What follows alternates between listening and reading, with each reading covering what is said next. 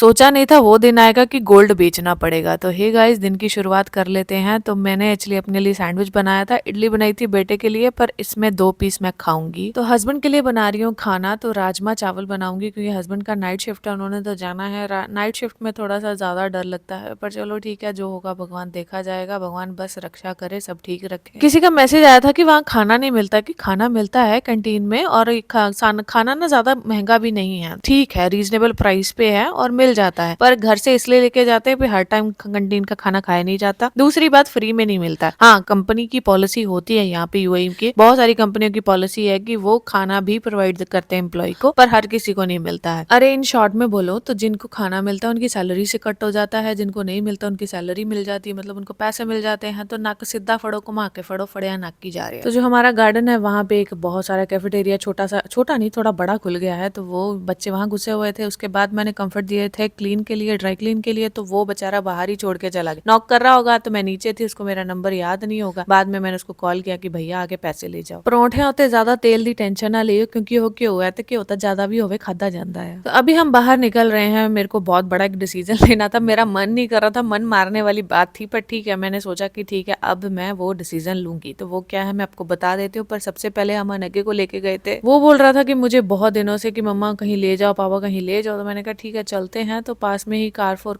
City centre mall, पता नहीं क्या है, मुझे इतना याद नहीं है, हम कभी कभार ही आते हैं यहाँ पे। तो मेन यहाँ पे ना प्ले एरिया ही है, पूरा जोन है एक तरह का, तो बच्चों के लिए किड जोन है। तो वहाँ पे ना बच्चे यहाँ सब खेलते रहते हैं। तो फिर 1 घंटे का पैकेज था 30 दिरहम का, साथ में सॉक्स 5 दिरहम की अलग से थी। तो बस वो आए थे पहली बार, एक बार पहले भी आए थे, इसलिए रजिस्टर था तो एक्स्ट्रा पैसे नहीं दिए। तो यहाँ से निकलते हमें हो गया लेट। तो हमें जाना था अलनदा शारजा में, तो वहाँ पे है मालाबार गोल्ड। तो वहाँ पे हम गए पहली बार, तो ये सब देखा, ठीक है छोड़ो, ये मोह है, मोह माया, इसको दोबारा नहीं देखना। तो ये मेरा सबसे बड़ा डिसीजन था एक। मुझे एक्चुअली, मेरे पास रीजन दे देती हूँ, लोग विश्वास नहीं करेंगे, बट स्टिल बता देती हूँ कि मेरे पास ना डायमंड बहुत ज्यादा है, मुझे डायमंड का बहुत क्रेज है। इससे क्या होता है कि जनरली मैंने जो रिंग भी पहन रखी है, तो मैं पहनती होती थी ना, तो मेरे को कोई देखता था तो सब बोलते हैं अरे सिल्वर पहन रखा है। तो नजर भी नहीं लगती थी और चीजें बची रहती थी। तो मेरे पास डायमंड कलेक्शन बहुत ज्यादा थी। पर पिछली बार ऐसा हुआ कि मैंने जब मालाबार से कुछ, मुझे ऐसे ही पता लगा कि जो उनका एक्सचेंज है वो इंडिया में डायमंड का एक्सचेंज नहीं है, गोल्ड का है। गोल्ड में आप कहीं भी कुछ भी एक्सचेंज कर लो, बट डायमंड का नहीं है, वो आपको यूएई में ही करना पड़ेगा। तो मैं पहले से ही सोच रही थी मैं सारा कुछ एक्सचेंज कर दूंगी, बट अभी ये रीजन भी आया था, तो उस वजह से मुझे एक कारण मिल गया एक्सचेंज करने का। तो मैंने सोचा कि मैं कर देती हूँ। वहां पे क्या हुआ,